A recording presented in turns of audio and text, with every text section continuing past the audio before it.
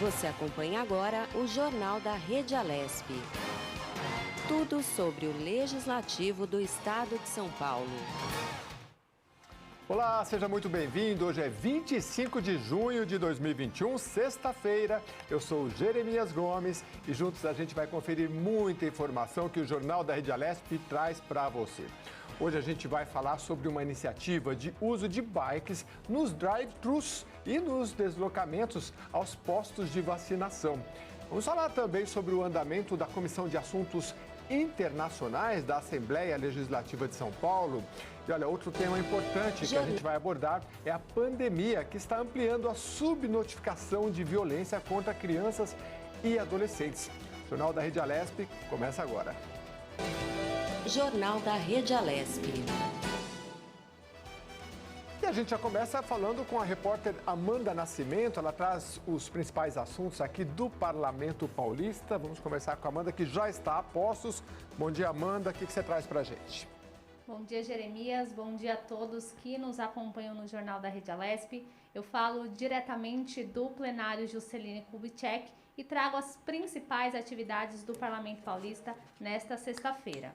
À 13h nós temos o Tribuna Virtual, que é uma substituição ao pequeno e grande expedientes que tradicionalmente aconteciam aqui, no plenário Juscelino Kubitschek, um espaço que os deputados utilizavam para falar diretamente com a população do estado de São Paulo. Com a pandemia, foi criado então o Tribuna Virtual para que esse contato seja mantido, para que os deputados possam trazer temas de livre escolha, mas claro, respeitando as medidas sanitárias. Portanto, agora o Tribuna Virtual, os parlamentares participam de forma online e o nosso público pode acompanhar pela Rede Alesp ao vivo. Ainda hoje, às 17h, nós temos o ato solene em homenagem aos 69 anos da Federação das Entidades de Servidores Públicos do Estado. Esse evento também acontece em ambiente online, será transmitido pela Rede Alesp e é uma solicitação do deputado Carlos Gianazzi do PSOL.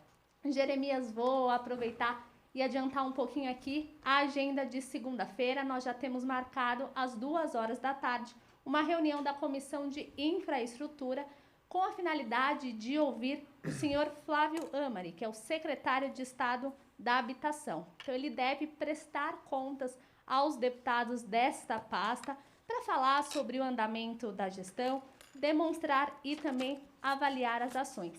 Essa reunião também, claro, acontece em ambiente online e pode ser acompanhada nos canais da Rede Alesp. Bom, Jeremias, por enquanto são essas as informações. Eu volto ao longo do jornal. Muito obrigado, Amanda Nascimento, trazendo aí a agenda para a gente. Fique ligado aí até segunda-feira já com reuniões importantes. Olha, depois de muito debate, a Comissão de Finanças, Orçamento e Planejamento, a CFOP, aqui da Assembleia Legislativa, aprovou o parecer da relatora, deputada doutora Damares Moura, do PSDB, sobre a Lei de Diretrizes Orçamentárias para 2022.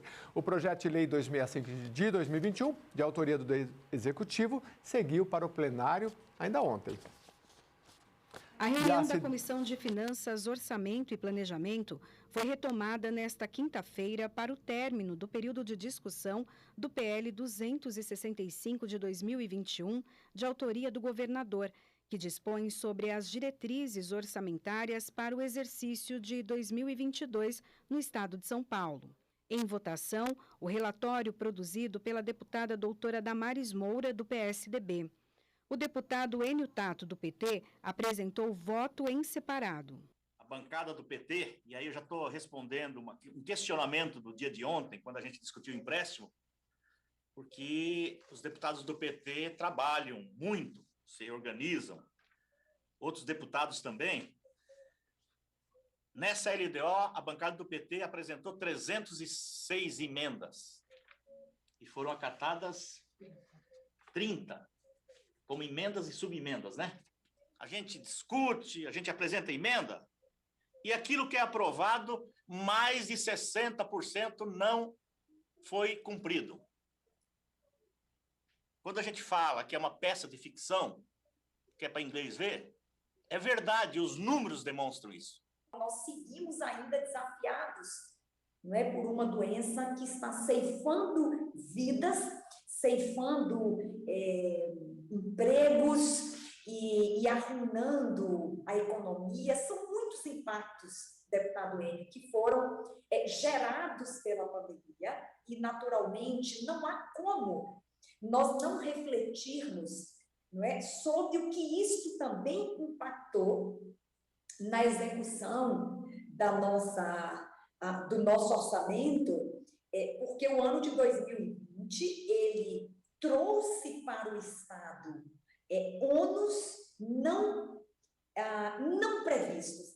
Encerrado o período de discussão, os deputados votaram o relatório. Tivemos aqui 8 votos com a relatora, a doutora Damares, e um voto contrário, né?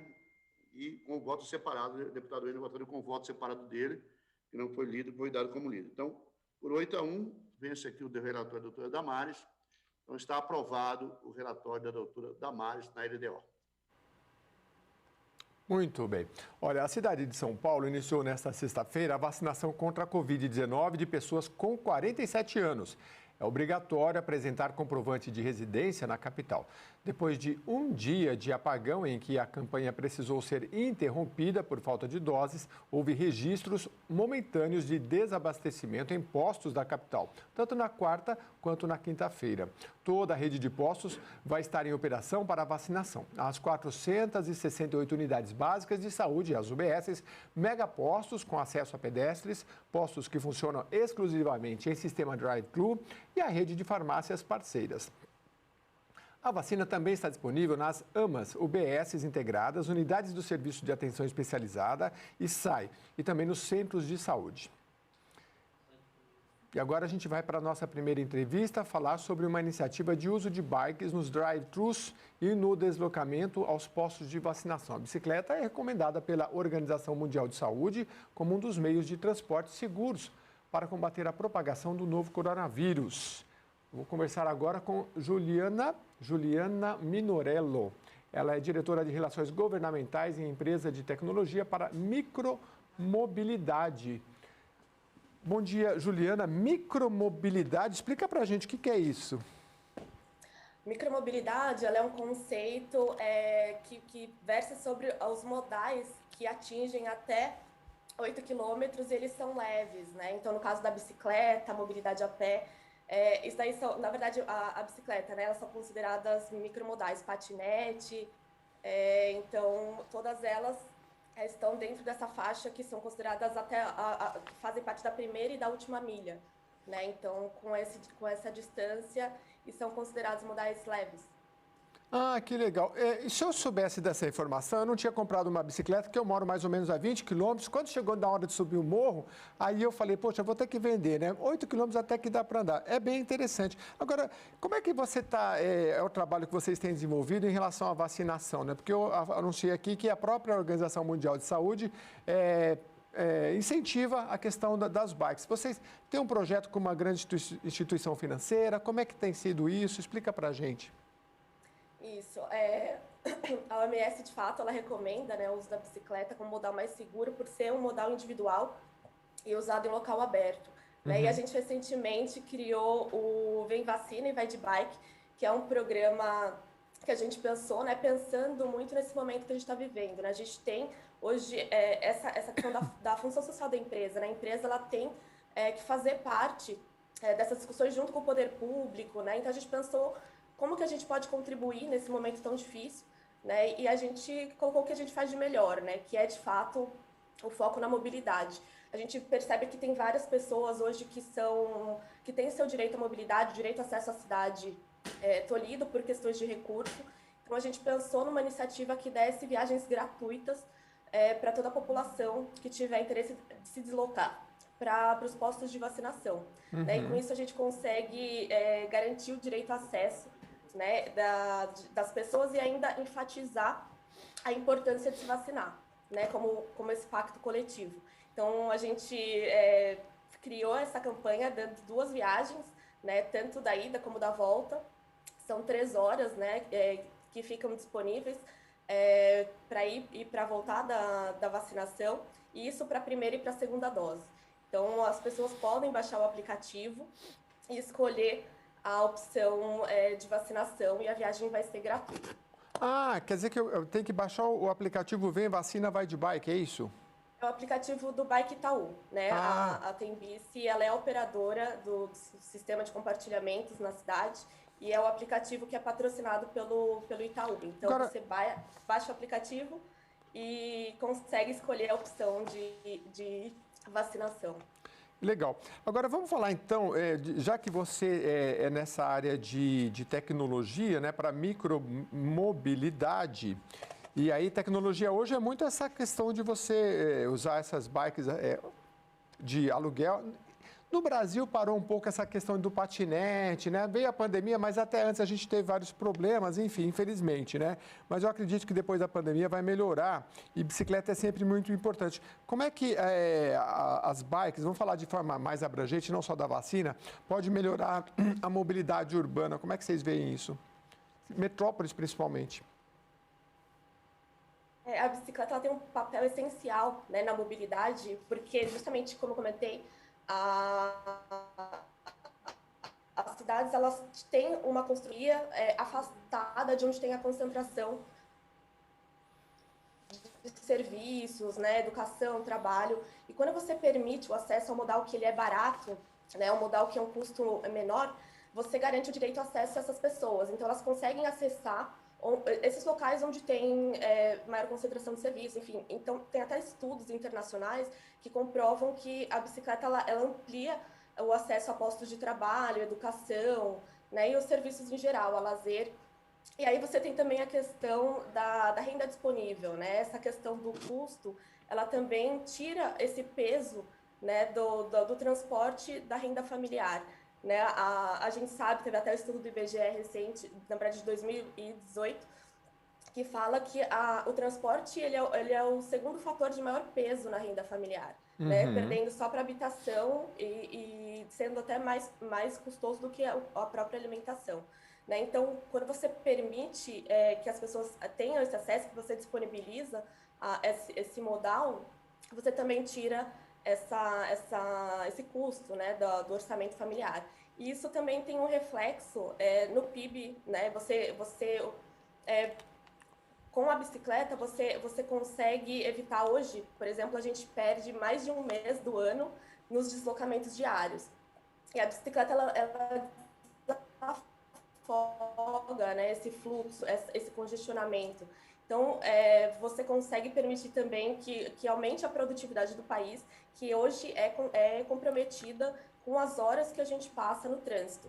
E sem falar na questão da sustentabilidade, né, que tem um estudo também da CETESB recente que fala que 72% das emissões de gases de efeito estufa estão relacionados ao carro próprio, ao carro, né, que emite. E com a bicicleta, a gente conseguiria diminuir até 400 mil toneladas de emissão ano. Né, isso também com todo o reflexo na saúde, né, melhoria na condição cardiovascular, enfim. Então, eu poderia ficar aqui o dia inteiro falando dos benefícios da bicicleta. Seria ótimo, seria ótimo. Você sabe que hoje eu vindo trabalhar, a gente vê os carros parados, eu venho de moto, né? Mas mesmo de moto, em alguns locais a gente para, né? E aí vê as bikes passando, dá uma inveja, né? Porque eles passam e vão embora, né? E a gente está parado sempre no trânsito, não adianta, né? Agora, me fala uma coisa, plano de mobilidade urbana, qual é o desafio? As metrópoles já têm um plano? Porque a gente vê muita, eu não sei a sua opinião, mas assim, o próprio poder público não conseguiu ainda regular. Você vê bikes que parecem motos, que não tem placa e podem passar. E aí você... Então, como é que é essa questão do plano para ficar melhor para todo mundo e ter mais bikes na rua? Eu vejo, na verdade, que você tem alguns desafios, né? Eu gostaria de reforçar dois em relação à mobilidade.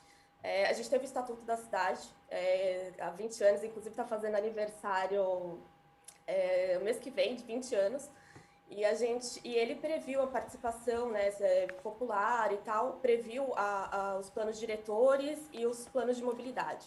Só que hoje a gente tem um desafio muito relacionado a você conseguir pensar essa mobilidade com as especificidades locais, né? Então, em São Paulo, por exemplo, você tem diversas cidades, diversos perfis de cidade dentro de uma. Então, você tem a periferia, né? E você tem as partes centrais. Então, como que você consegue pensar numa mobilidade que consiga atender esses diferentes aspectos e garantir, de fato, o direito ao acesso, o direito à mobilidade para todo mundo, né? Então, hoje, eu vejo que a gente tem um desafio muito grande de agregar e trazer essas áreas também mais periféricas para, enfim, garantir esse acesso, esse direito à cidade. E você tem também um desafio que esses planos de mobilidade, eles evoluam com o crescimento e evolução da cidade, né? Então, que ele consiga contemplar as novas soluções de tecnologia que estão chegando, né? E não fique parado no tempo. Que ele consiga também ter essa mobilidade conforme a cidade vai evoluindo e também trazendo os diversos aspectos, né, que vão surgindo, né? Então, a mobilidade elétrica e que seja dinâmico, né? Consiga acompanhar o dinamismo das cidades. Muito legal. Juliana, desculpa, Juliana, você é de São Paulo, da capital? Eu sou da capital. Você conhece um pouco aqui. Porque você estava falando e eu fico pensando assim, você falou da questão da periferia. Muita gente, os estudos mostram que quem mora no extremo leste, sei lá, Cidade Tiradentes, Itaquera, muitos trabalham, às vezes, no extremo sul. Então, qual é o caminho que a pessoa faz, né? Eu estava pensando, como é que a pessoa vai sair de bicicleta lá de Itaquera e vai para trabalhar, sei lá, no Morumbi, né? As pessoas fazem esse caminho geralmente de metrô, depois fazem baldeação, chegam de ônibus. Mas se você olhar no mapa de São Paulo, não é um caminho muito lógico, porque você faz uma volta. Se você tivesse, e a tecnologia pode ajudar isso, você vai ver que a Zona Leste, ela se une para a Zona Sul em outros caminhos alternativos, que poderiam ser por bikes e outros caminhos, né? Então, acho que é uma questão de pensar, não sei qual que é a sua opinião, porque o nosso modelo foi sempre pautado por ônibus, carro, né? Eu, inclusive, falava com uma ativista, ela dizia assim, olha, espaço tem. Se no futuro a gente tiver, sei lá, mais carros elétricos, que vão andar mais devagar e todo mundo vai mais junto, você pode ir ampliando as faixas para bikes e afim. É mais ou menos por aí ou estou errado? Não, é por aí sim. A gente acredita que a bicicleta, ela desempenha um papel muito grande nessa capilaridade mesmo para o transporte público, né? E tentar tirar essa nossa lógica carrocêntrica, né? A gente tem muito, até pela construção e desenvolvimento do país, que foi muito pautado na indústria automobilística, a gente teve um foco muito grande na questão do uso do carro. Tanto que a nossa infraestrutura, 80% da nossa infraestrutura é dedicada a 20% dos deslocamentos que são feitos por carro, né? E você marginaliza todos os outros modais que poderiam gerar uma fluidez, além de todos os outros benefícios que eu comentei, né, da bicicleta. Então, a gente tem que inverter essa lógica, né? A gente tem que inverter esse racional, né? E pensando em políticas públicas que, de fato, enxerguem o futuro. Essa lógica nossa de foco no carro, ela está esgotada, ela está fadada ao fracasso e está impactando de forma muito grande a nossa vida, né? Então, a gente acredita que a bicicleta, como modo complementar, né, ao transporte coletivo, ele dá capilaridade, né, para essa última milha. Então, a gente tem o projeto na cidade de Tiradentes, você comentou, que também disponibiliza as bicicletas para esse extremo leste, né? Então, a pessoa ela pode usar a bicicleta, vai até o metrô, enfim, estação de trem, consegue fazer o deslocamento maior e depois complementar com a bicicleta na outra ponta, né? Então, essa lógica da gente tentar otimizar, né, para o transporte público, que é muito relevante, casado com a bicicleta, eu entendo que a lógica mais, de fato, inteligente, né, de mobilidade que a gente tem. Eu não sei se a gente ainda tem muito tempo, mas tem a prefeita de Paris, ela fez o projeto da cidade dos 15 minutos, né? Que, de fato, repensar a lógica das cidades para que todos os pontos, todos os serviços, eles sejam acessíveis de bicicleta em até 15 minutos, né? Então, ela fez uma reorganização urbana, né? Para também não concentrar, né? Descentralizar esses serviços, mas também fomento para a infraestrutura cicloviária e fomento e incentivo para a bicicleta para que as pessoas, de fato, possam utilizar o modal. Você acha que essas bicicletas que agora tem uma parte motor, tem de tudo, né? Tem umas que são só com motor e tem umas que você chega lá, acho que na subida você dá uma pedalada, o motor ajuda um pouco, não sei bem como é que funciona, é meio híbrida, né? Qual é o futuro? É um pouco dessas elétricas também ou só o que vocês chamam de mobilidade ativa, acredito que é a bike, né? Porque você está ativo, né? Mas o que você acha dessas elétricas aí e híbridas? O modal que a gente tem, né, inclusive a Tembici, ela é líder hoje, ela tem o maior projeto de bicicletas elétricas da América Latina no Rio de Janeiro, né, foi um projeto com 500 bicicletas elétricas. Elas têm, na verdade, um motor que ele é auxiliar, né, eles são chamados de autopropelidos. Então, você não deixa de ser ativo, porque o usuário, ele de fato pedala, só que o incentivo dela, na verdade, é para subidas, enfim, ele segue, na verdade, ela é inteligente a ponto de sentir a tração que o usuário está dando e responder, né, com esse impulso adicional. Mas ele não ele não tem um motor que ele é autônomo, né, que ele vai sozinho. Então, por isso que é considerado ativo. E ela segue toda a normativa do CONTRAN, né? Então, o CONTRAN, ele inclusive equiparou essas bicicletas elétricas às mecânicas, né? Considerando que ele não tem esse motor que consiga, que tenha uma representatividade muito grande, sabe? Ele é mais auxiliar mesmo. Que legal. Não, vocês têm que pensar na gente que também já não consegue. São Paulo tem muito morro, olha, né? Eu também. Então, porque também, não é? Tem muito morro e aí a gente, na hora que está na reta, tudo bem, né? Cidades como Indaiatuba, maravilhosas, né? Não tem um morro maravilhoso. Agora, o que você tem visto fora do Brasil? Porque eu vejo coisas, por exemplo, na China, como tem cidades que têm bicicletas, né? Como é que eles estão conseguindo? Porque é todo um sistema. Eu, por exemplo, eu tenho colegas que a gente falava, vamos comprar bike, trabalhava numa emissora. Só que a gente subia o Morro da Paulista, quando chegava ali na Brigadeiro, chegava suado. Aí não tem onde tomar banho, né? Aí uma semana todo mundo desistiu, né? É um complexo de coisas que tem que ser feito. As empresas também têm que pensar, né? Com certeza. E a gente tem percebido essa mudança cultural, né? A gente tem cidades do mundo que são mais, talvez, engajadas nesse tema da bicicleta, da mobilidade ativa, por uma questão cultural mesmo. Eles tiveram uma evolução. Enfim, Bogotá, a gente percebe que é uma cidade que é muito preocupada com a bicicleta, em fomento dessa bicicleta. Então, a infraestrutura, assim, ela é muito pensada para fomentar esse modal. Cidades da Europa, a China, inclusive. E aí a gente percebe que essa mudança está acontecendo aqui no Brasil, ainda que a passos um pouco mais curtos, né? E a gente vê iniciativas, por exemplo, de projetos de lei que incentivam como selo empresa amiga da bicicleta, né? Que incentivam que as empresas tenham estruturas para recepcionar os ciclistas, né? Para que, de fato, as pessoas se sintam confortáveis em ir trabalhar com a bicicleta, então disponibilizando vestiários, chuveiros, né? E aí a empresa que se adequa a essa estrutura, ela ganha um selo. A gente tem, enfim, outras iniciativas de fomento, né? Então, eu acho que é isso, casando o poder público com as políticas, a iniciativa privada e a sociedade civil nesse fim comum de melhorar a mobilidade urbana da cidade. Então, esse pensar coletivo e essa mudança de cultura mesmo que a gente vai conseguindo transformar aos poucos essa nossa lógica que é tão perversa, né, que é muito focada no carro. É verdade, é uma lógica que tem que ser alterada. Olha, então o Vem Vacina Vai de Bike, você pode colocar então no campo de busca aí dos buscadores para entender o projeto. Você ganha 3 horas de uma bicicleta que é alugada para você poder tomar a vacina, experimentar quem sabe você pega o gosto e prossiga e continue.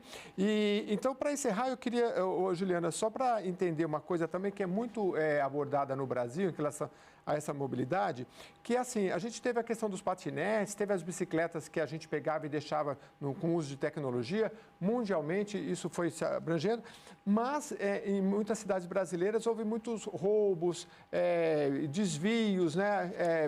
Teve locais... teve inclusive um deputado aqui da casa que citou isso, falou, gente, que pena, né? Você tem um projeto tão legal e acontecer isso. Então, eu queria, como é que você saber, você acha que é uma questão de cultura ou de própria segurança que no futuro vai mudar? Você acha que a gente vai voltar a ter uma multiplicidade aí de oferecimento de bikes para se alugar mais fácil? Como é que você vê o futuro? Eu acredito que sim, né? Hoje, trazendo um pouquinho dessa questão da segurança, o nosso sistema ele foi de fato pensado para compartilhamento, e o fato dele ser um modelo com estações, né? Ele tem uma robustez muito forte, então nosso índice de vandalismo é muito baixo.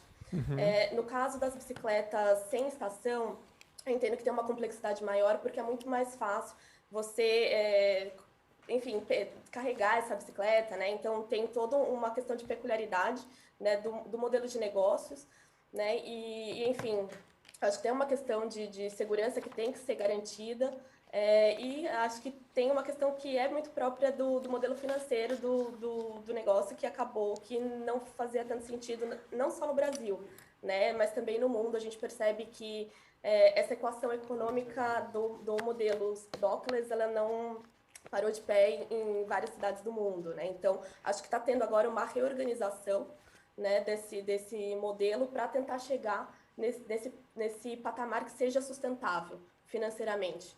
Não só, acho que não era exclusivamente uma questão Brasil, de segurança pública. Eu acho que era uma questão muito derivada da questão financeira também do próprio sistema.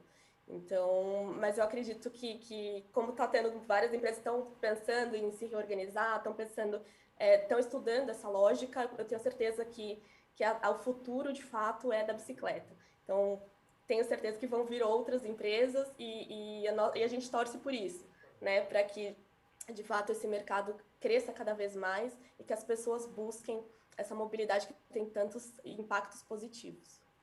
Muito bem, muito obrigado, Juliana Minorello, especialista em tecnologia para micromobilidade. Eu sempre brinco, viu, Juliana, que se você não perder a barriga andando de bicicleta, pelo menos a barriga da perna vai melhorar, viu? E o coração também, com certeza. Muito obrigado mais uma vez pela sua participação. Eu que agradeço. Obrigada. Tchau, tchau. A gente segue aqui com o Jornal da Rede Alesp. Olha, a repórter Amanda Nascimento traz os destaques da reunião virtual da Comissão de Relações Internacionais da Alesp. Vamos acompanhar.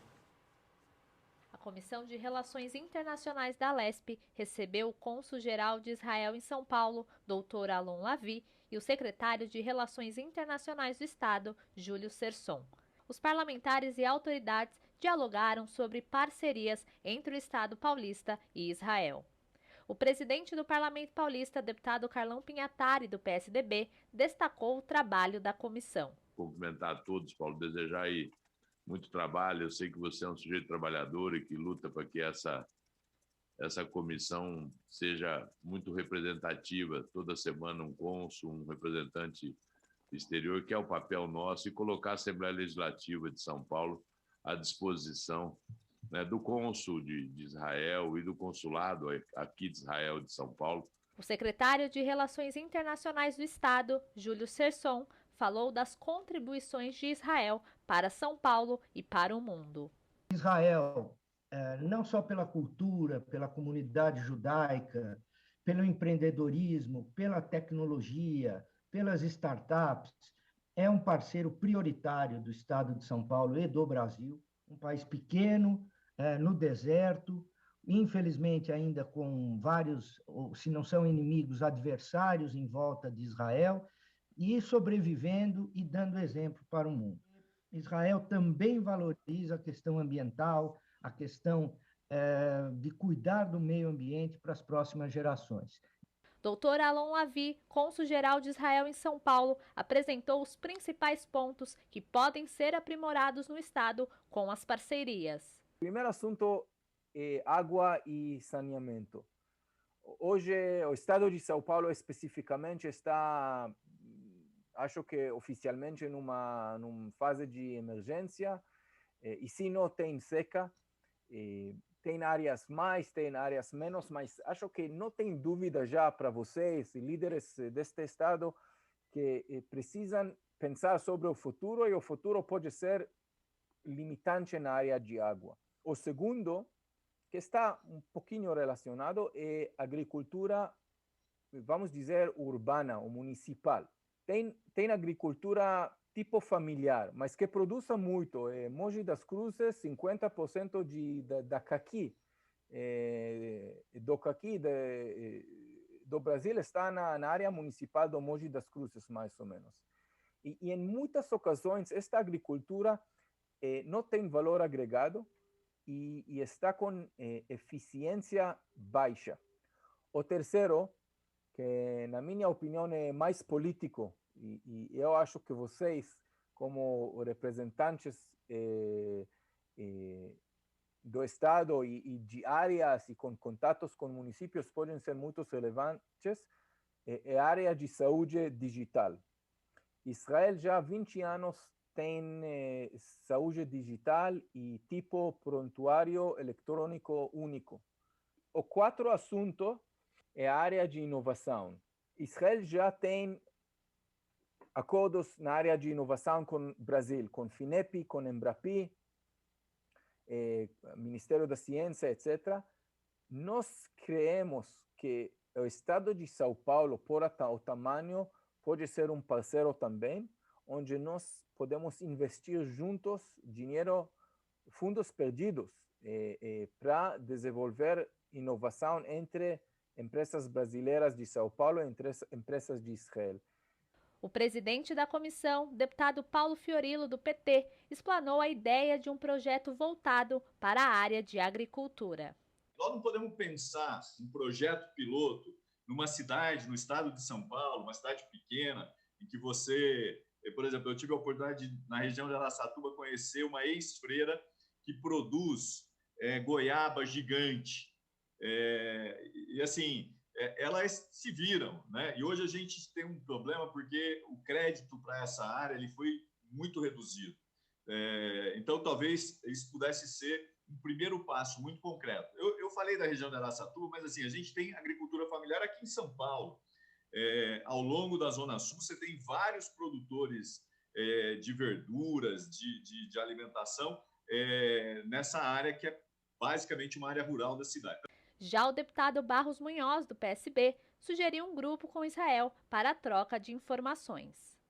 Quem sabe fazermos essa aproximação, Paulo, e conseguirmos trazer para os assentamentos aqui de São Paulo. São 140 assentamentos, são 8.500 famílias. Aliás, famílias que hoje estão se tornando proprietárias das suas terras. Uma coisa fantástica. Então, eu quero aproveitar aqui, cônsul, a sua importante visita e aproveitar para dar essa sugestão, Paulo. Vamos levantar essa bandeira, vamos falar com o Itamar, vamos falar com o Invest São Paulo, com o Júlio, vamos fazer um programa de assessoria, de orientação de Israel para os assentados de São Paulo. Acho que já vamos dar um passo fantástico. Assentados e podemos talvez fazer até para também pequenos produtores. Temos hoje, de verdade, uma boa época das relações políticas no nível federal e estadual também. Para nós não importa que governo, já o novo ministro das Relações Internacionais de Israel, Yair Lapid, que suplementa o primeiro-ministro, já falou com o ministro das Relações Exteriores, França, e esta proximidade vai continuar, sem dúvida, este diálogo que hoje temos, estamos seguros que vai continuar. Muito bem. Olha, o Brasil registrou 2.042 mortes por Covid-19 nas últimas 24 horas, totalizando nesta quinta-feira 509.282 óbitos desde o início da pandemia. Com isso, a média móvel de mortes nos últimos 7 dias chegou a 1.873, que é abaixo de 2.000 pelo terceiro dia seguido, em comparação à média de 14 dias atrás. A variação foi de menos 2% e indica a tendência de estabilidade nos óbitos decorrentes do vírus. Este é o terceiro dia seguido de estabilidade após 5 dias em tendência de alta, quando a média havia voltado a ficar acima da casa dos 2.000 por alguns dias. Os números estão no novo levantamento de consórcio de veículos de imprensa sobre a situação da pandemia de coronavírus no Brasil, consolidados às 8 horas desta quinta-feira, às 8 horas da noite. O balanço é feito a partir dos dados das secretarias estaduais de saúde. E agora a gente vai falar sobre o tema que você acabou de acompanhar aqui no VT com a gente, o andamento da Comissão de Assuntos Internacionais da Assembleia Legislativa de São Paulo. Sobre esse assunto a gente conversa agora com o deputado Paulo Fiorilo, do Partido dos Trabalhadores. Já está aqui com a gente no estúdio. Seja bem-vindo, deputado. Muito obrigado, Jeremias. É um prazer participar aqui com vocês. Estava acompanhando o senhor ontem à noite, falando sobre o orçamento ao vivo, e agora já estamos aqui, a pandemia estreitando cada vez mais o nosso tempo. Deputado, que interessante essa reunião com o cônsul de Israel, e ele mostrou muito conhecimento de Mogi das Cruzes, que está aqui perto de São Paulo, né? Como é que tem sido esse relacionamento tão próximo com entidades internacionais que estão trazendo, como ele colocou na reportagem, soluções nas áreas mais variadas, né? Então, Jeremias, nós aprovamos agora, há 4 sessões anteriores, a nova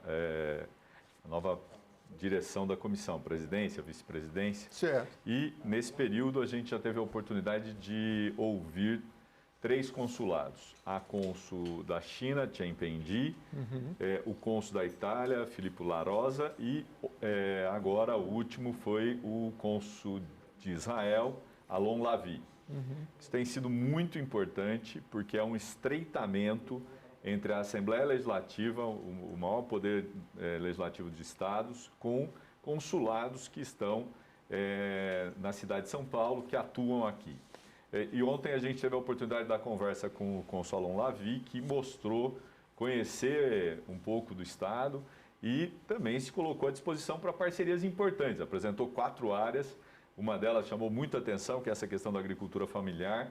Nós vamos sugerir, inclusive ao consulado, possivelmente uma região ou de assentamento ou de agricultura familiar de pequenos proprietários de terra, para que a gente possa desenvolver essa parceria. Essa com Israel, mas a Itália tem uma experiência larga em pequenas propriedades, pequenos comerciantes familiares que se desenvolveram e que mudaram regiões como a Emília-Romagna.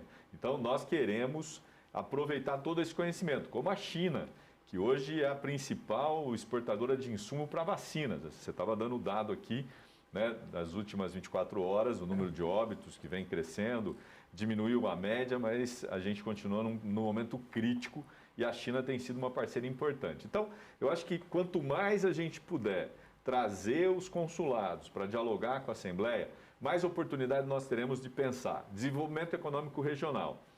Imagine que um cônsul, que é um funcionário do Estado, que está aqui na Paulista, nos Jardins, em qualquer outro lugar do centro empresarial da cidade de São Paulo, ele não tem a noção do que são as outras 644 cidades. Sim. Então, o que nós estamos fazendo é aproximar o cônsul, a cônsul de regiões. Isso tem uma importância muito grande para o Estado e para a Assembleia. O senhor, junto, um trabalho paralelo, mas me parece que em outra comissão de desenvolvimento regional, o senhor conseguiu também fazer um trabalho na região do Vale do Ribeira, né, que é muito peculiar, porque é uma região que no estado de São Paulo tem grandes extensões e sofre muito, né?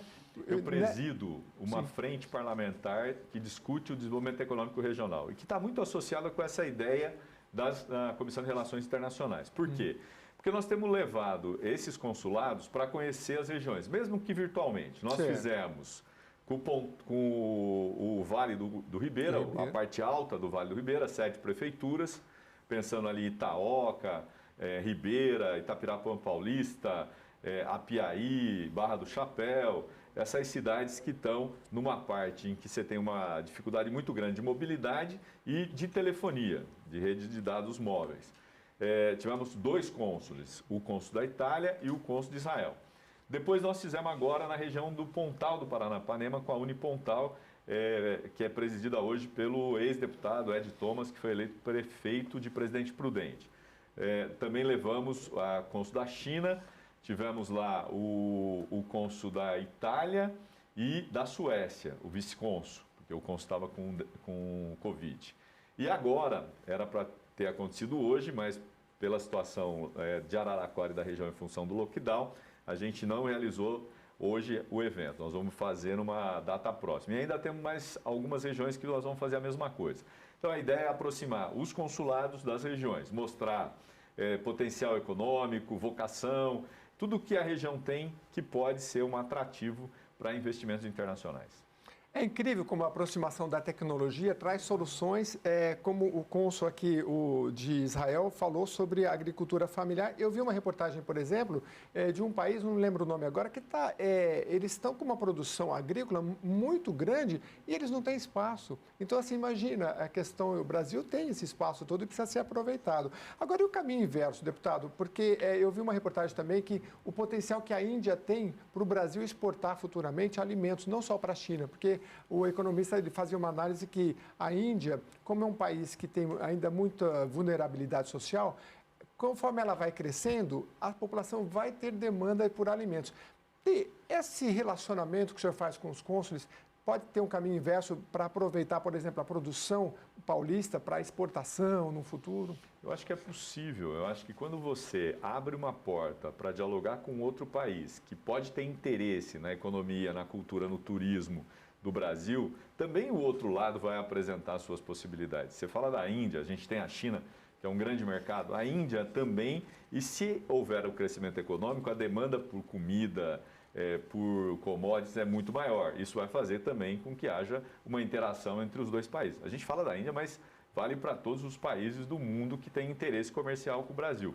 Isso ajuda a pensar na geração de emprego, a melhorar a qualidade de vida das pessoas, a quem sabe ter uma retomada econômica, não só do estado de São Paulo, mas do Brasil. Então, manter relações amigáveis com esses países, no meu ponto de vista, é fundamental. Deputado, o senhor assumiu essa Comissão de Relações Internacionais e rapidamente, como o senhor colocou, já teve uma aproximação com vários países, né? Como é que é o ambiente que o senhor sentiu no trato com estes outros países? Assim, na visão do Brasil, como é que o senhor está vendo que o Brasil tem sido visto por esses países todos que o senhor tem no relacionamento, nessa via de duas mãos que a gente precisa tanto, né? Então, Jeremias, em que pese a gente tem um presidente da República que muitas vezes não contribui para o fortalecimento das relações comerciais, em especial com a China, o tratamento tem sido muito bom, muito cordial. O governo do Estado tem, inclusive, investido nessas relações. Tem um escritório na China, tem outro em Emirados Árabes, agora tem um em Munique, na Alemanha. Então, isso ajuda a manter esse canal de diálogo aberto e fortalecer as relações de amizade, o que significa pensar no comércio, pensar na indústria e pensar nas parcerias. Vou te dar um exemplo, a gente, além dos 3 que já vieram na comissão, os 3 consulados, a gente tem mais 7, que nós já aprovamos convite e que agora, depois do recesso, a gente vai trazer esses consulados para o diálogo. Nós vamos receber, por exemplo, o cônsul da Rússia, a cônsul do Canadá, nós temos a Coreia, o Japão, Portugal, Emirados Árabes. Então, assim, a ideia é ampliar esse debate, esse diálogo, mostrando a preocupação da Assembleia com essa relação que é tão importante e fundamental.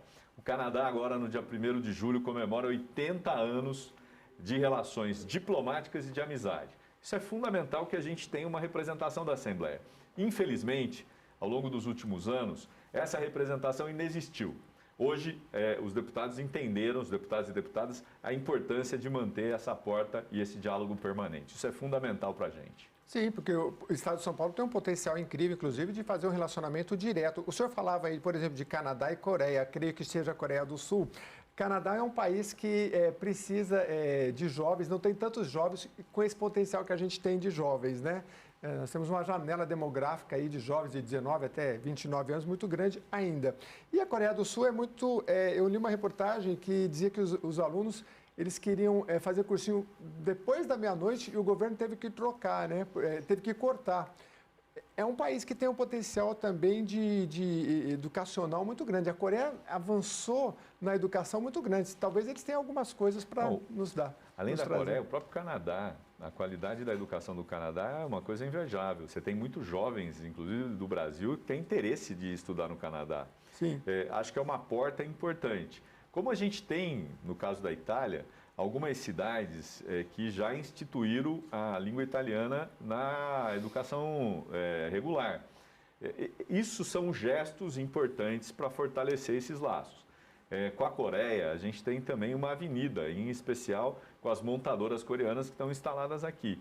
E nós precisamos pensar o estado de São Paulo, não a partir de 100 quilômetros de São Paulo, mas a partir de 300, de 400, de 500, de 600 quilômetros. Por isso que a gente fez com o Pontal do Paranapanema, que está a 600 quilômetros. Por isso que a gente fez com o Alto Vale do Ribeira, que está a 350 quilômetros. Por isso a gente quer fazer com a região de Araraquara, que está a quase 300 quilômetros. Então a ideia é mostrar que o estado de São Paulo, isso que você falou, é muito rico e tem uma diversidade para o turismo, para a agricultura, para a indústria muito grande, além dos serviços, que é uma das áreas que mais se desenvolve no estado de São Paulo.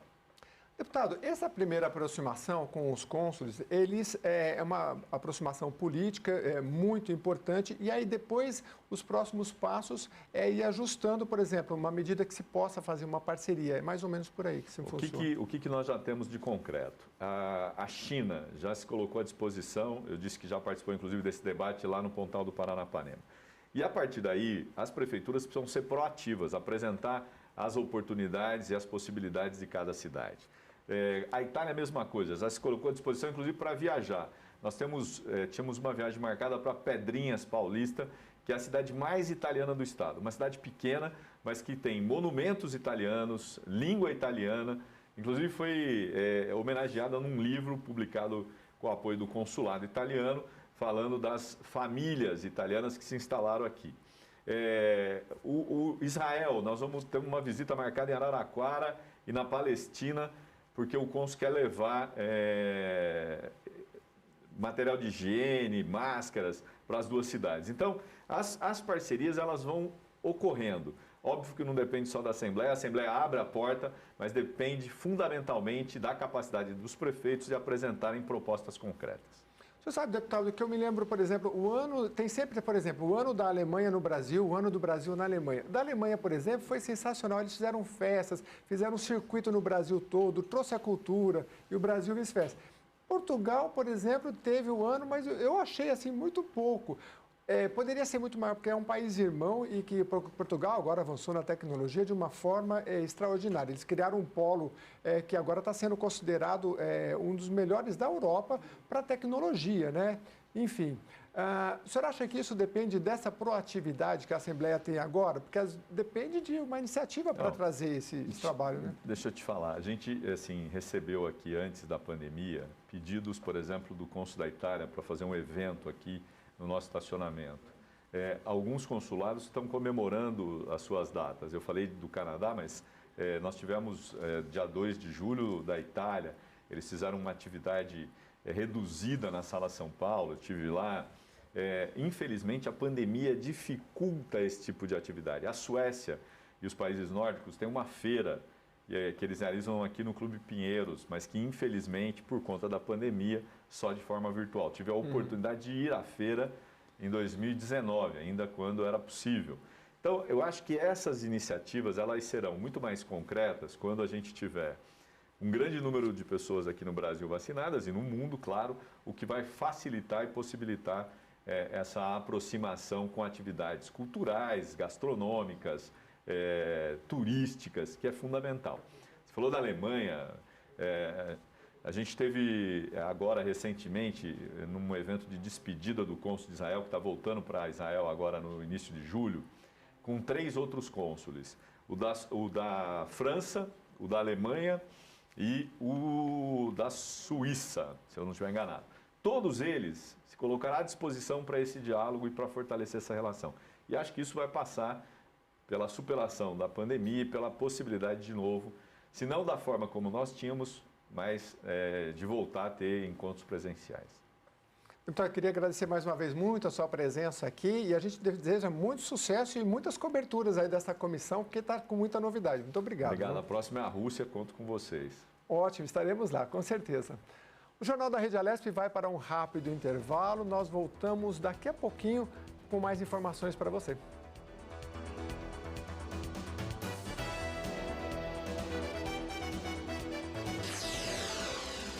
Você acompanha